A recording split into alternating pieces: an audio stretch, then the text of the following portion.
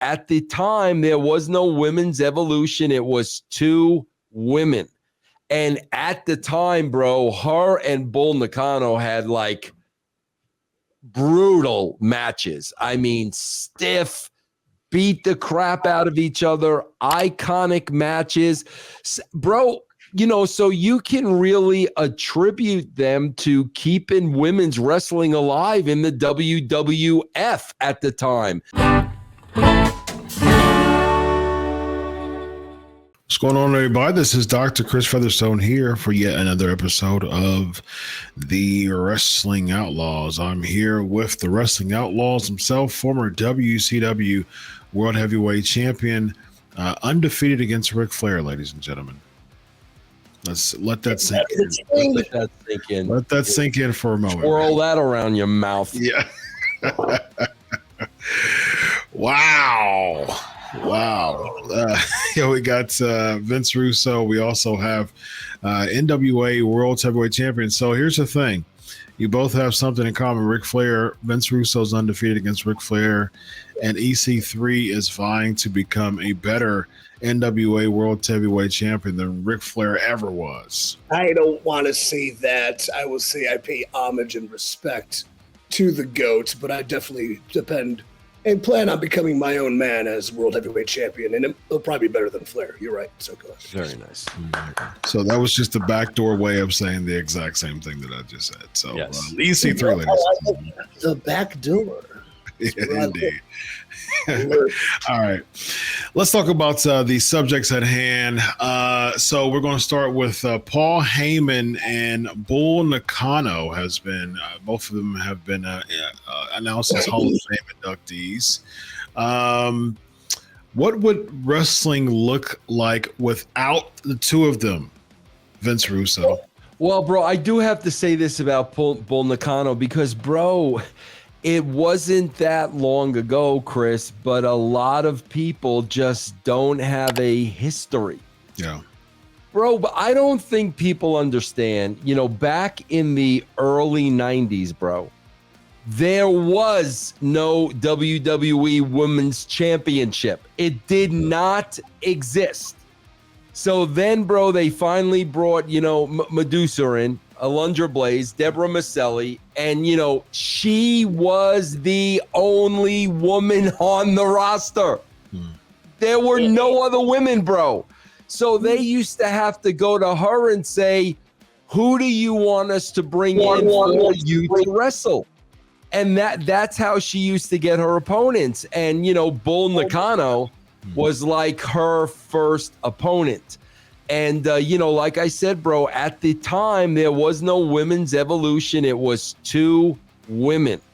And at the time, bro, her and Bull Nakano had like brutal matches. I mean, stiff, beat the crap out of each other, iconic matches. Bro, so you can really attribute them to keeping women's wrestling alive in the WWF at the time.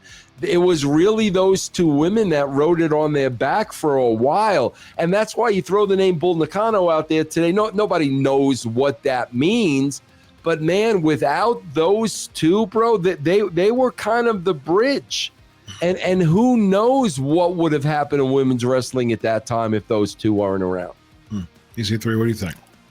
Yeah, I was going to parlay this into a long-winded, idiotic joke, thinking we were talking about Bull Buchanan, but time has passed. No, but I remember watching as a kid, and with women's wrestling and coming into it all, and I just remember being flabbergasted and fearsome of anything that came from Japan. Like, it had such a mystique about it. And I always thought that was cool. And then obviously trendsetters, trailblazers, pun intended, seems like a well-honored and well-deserved reward for a career and a legacy that has paved the way. Yeah, definitely legendary when it comes to Bull Nakano. Now, here's the thing. With Vince McMahon out of WWE now, are we going to have, and either one of you can answer as an all play here. So do you think that we'll have more wrestling centric type of in-ring work, legendary names versus more like pinup diva-ish, names when Vince was there. Triple H is more of the AWA library tapes. Let's look at Crippler Ray Stevens and Nick Bockwinkel and things like that. And so he's really big into the wrestling type of point or wrestling type of aspect or element of this. Bull Nakano is one of those people that, of course, wasn't the easiest person on the eye to, as far as just her character, is just from a character standpoint. But she was someone like a Triple H would look at the tapes and say, yeah, man, she paved the way in the WWE. Vince, do you think that Triple H, if he's one of the biggest persons picking the Hall of Fame now, do you think that would be more of a criteria for him now? Chris, that's a great point, because when you put it that way, I mean, look, bro, Bull Nakano was 1995. Yep. So you're looking at 30 years ago. Mm-hmm. Vince, I guarantee you for those 30 years, she wasn't even on Vince's radar, or she would have been in already. So Chris, yeah, man, you make a great point, and man, with you laying that out, I would think that he probably had a lot to do with it. Yeah, what do you think, EC3? Yeah, I don't think work rate kept many people out of the Hall of Fame. I think maybe in Vince era, not being a direct creation of Vince may have kept people out of it. Where I could see Triple H going to the archives and pulling out some great hands of the past that probably do deserve the accolade.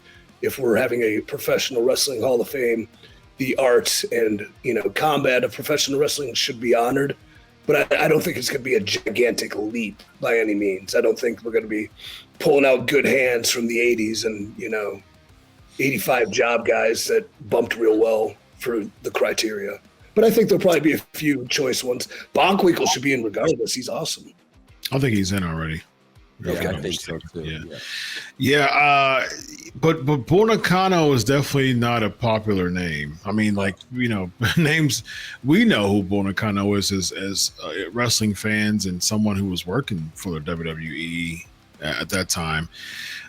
We know who Bull Nakano is, but just an average wrestling fan don't really know. I mean, because even if you think from that standpoint, even to your point, Vince, the women's wrestling, it was a big thing in the 80s, of course, and then it dropped off for a while. Yeah. And then, like you said, Medusa or Alundra Blaze at that time, she was the one who was used by Vince to really bring that back, and then it dropped off again. I mean, with the gimmick, on Nitro.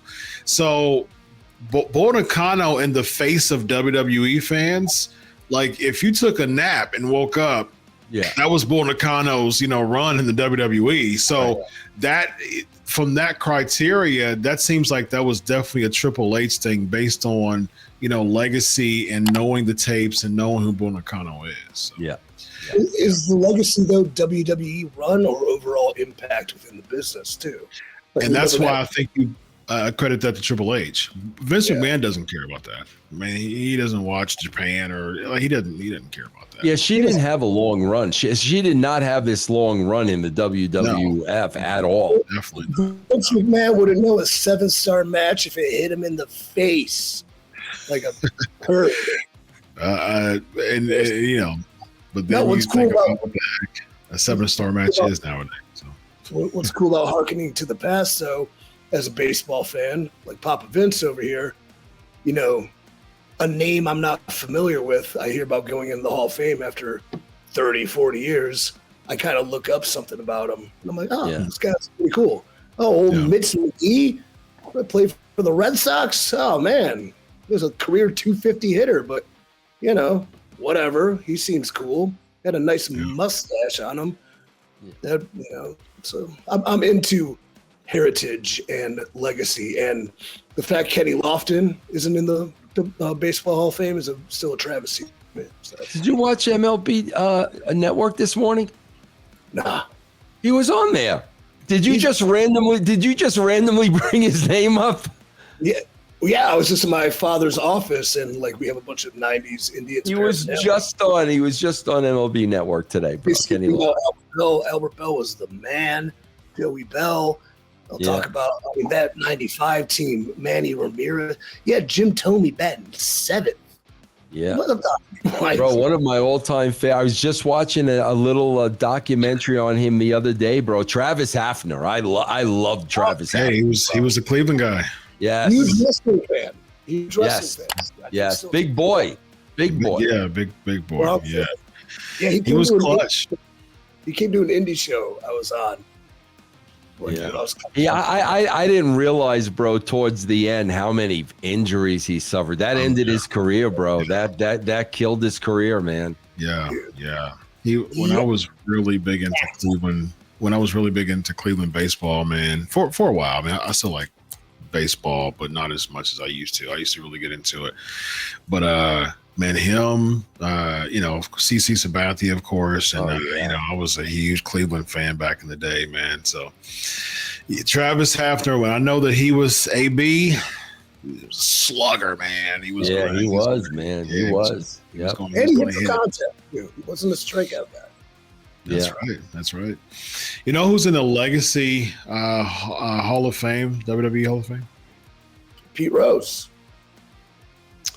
No, I think he's in the actual Hall of Fame. I think he's in the celebrity wing. So they have like 18 wings now. So like they're like some type of peacock or something.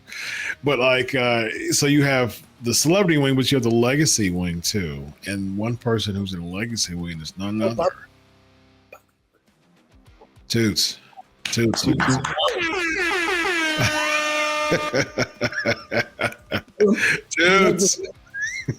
had this time in developmental where they're like trying to get us to learn the history of the business, heaven forbid. But they would give us an old name, and Toots was mine. And so I nice. Get out of here. Are you serious? That's awesome, bro. Nice. That is awesome. Very nice. I think it was Joey Murphy. He's like, I bet you don't even know who Toots Mon is. I'm like, Toots? Oh, I know Toots. Bro, bring him up again. EC3, does he not look like Eric Young to the T? I'm telling you, Eric Young needs to do an angle where he gets dropped on his head and he wakes up out of a concussion and he thinks he's Toots Mon.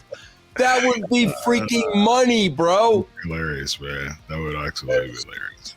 Yeah. You know how bad Toots Mon would F everybody up in the business now, too? He was known to be a shooter, ladies and gentlemen. Yeah. He's a shooter.